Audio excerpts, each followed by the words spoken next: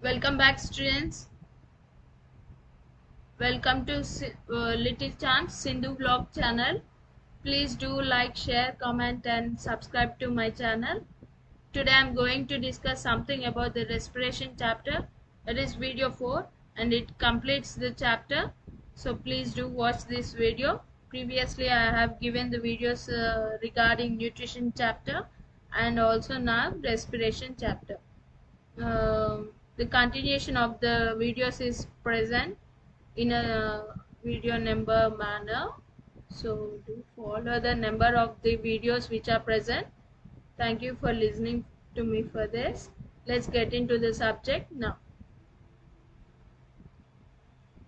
Class 10 biology, respiration chapter.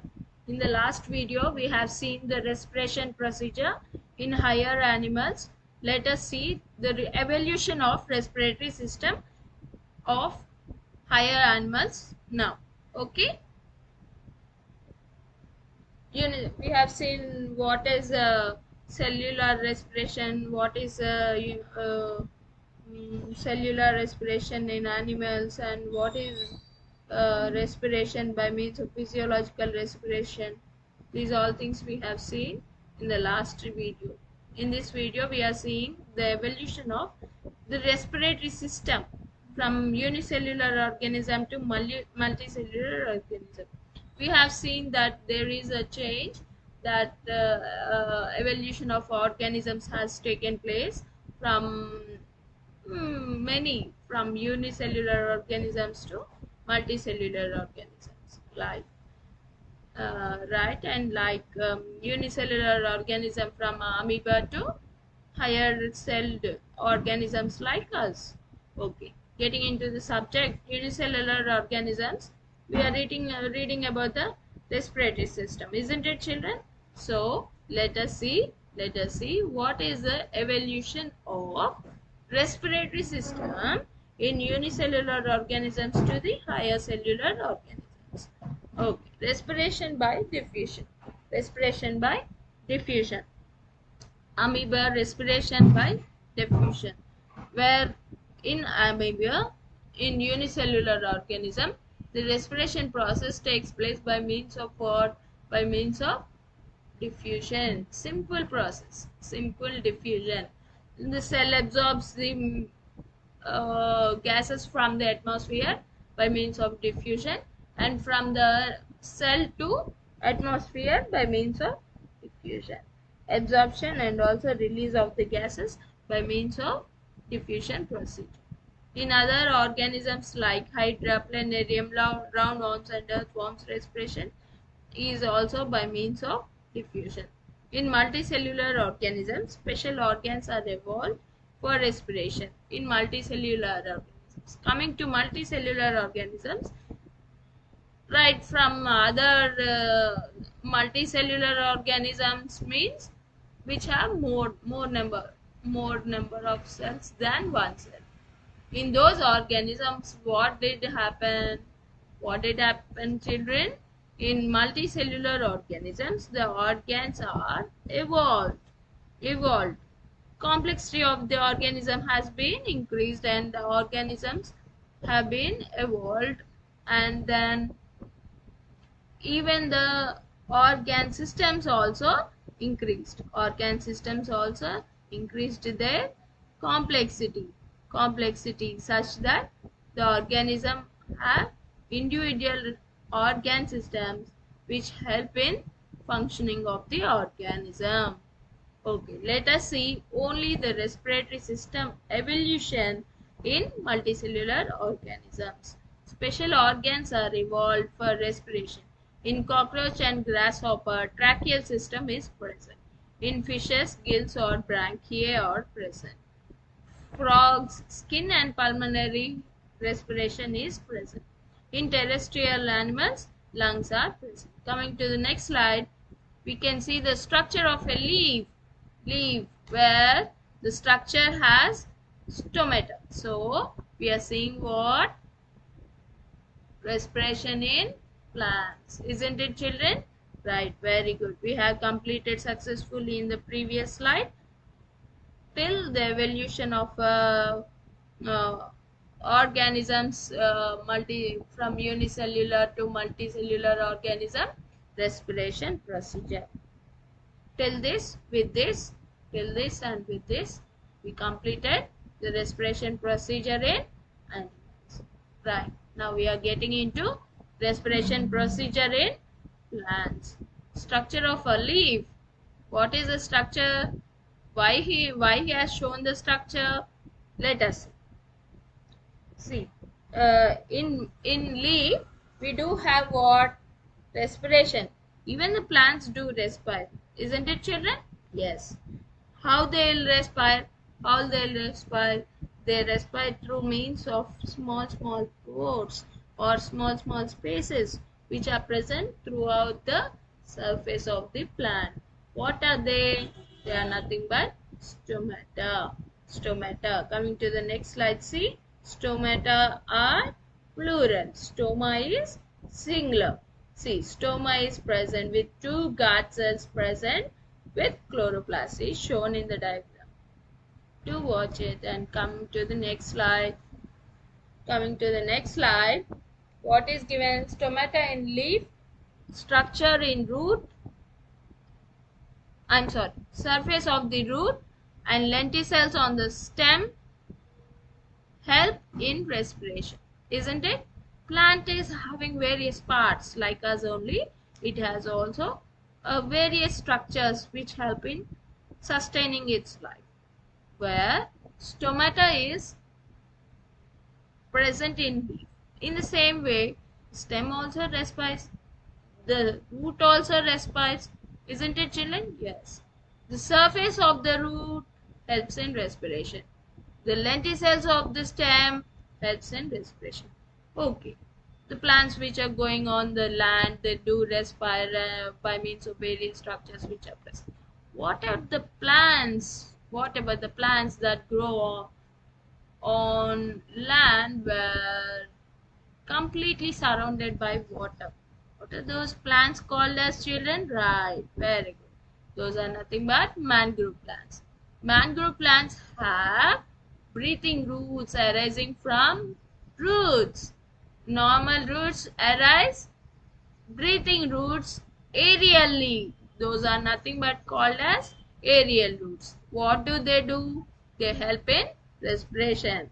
In case of mangrove plants, breathing roots are produced which help in respiration to need the sufficient oxygen from the atmosphere. The need of the plant is rendered possible by means of breathing roots. Okay, coming to the next slide. Stomata in leaves or see conduction of gases in the plant. This is showing how conduction of gases takes place in the plant. Stomata in leaves are bigger in size than the other parts of the plant.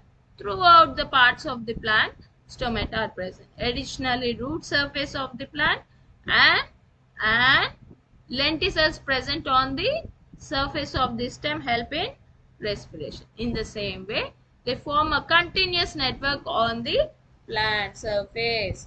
They form a continuous network on the plant surface.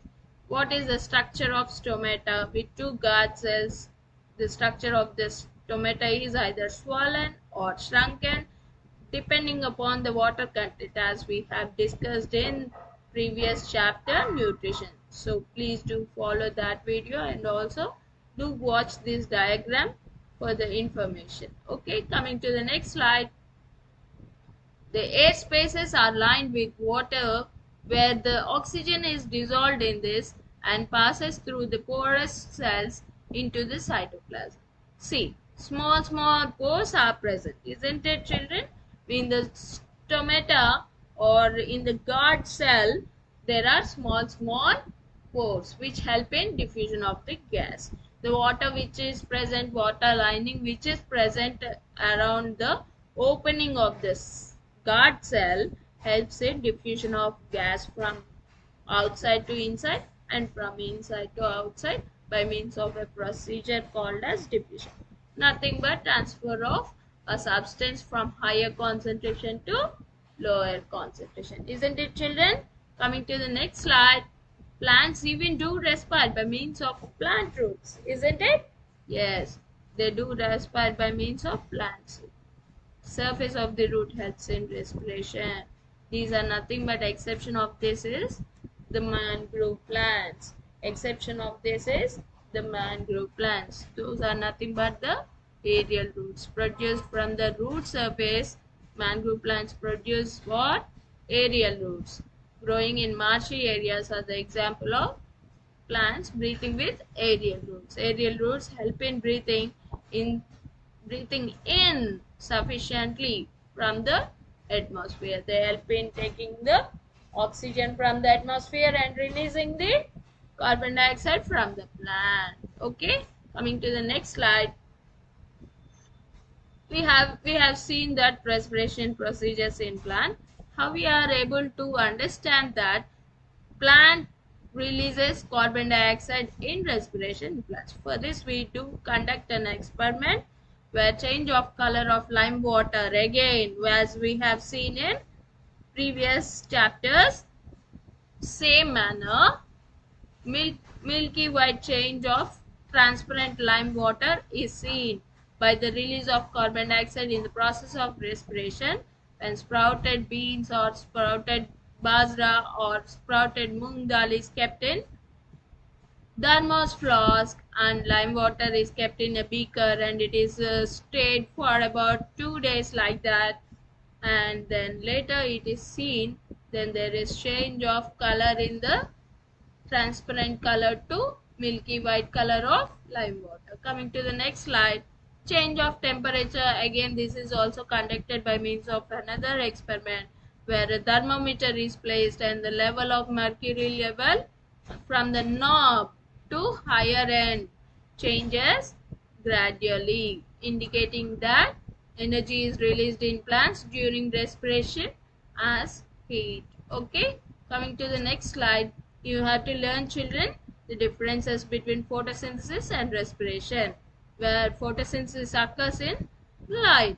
Do you require a respiration light? No, it occurs even in the night and where there is no light. Isn't it, children?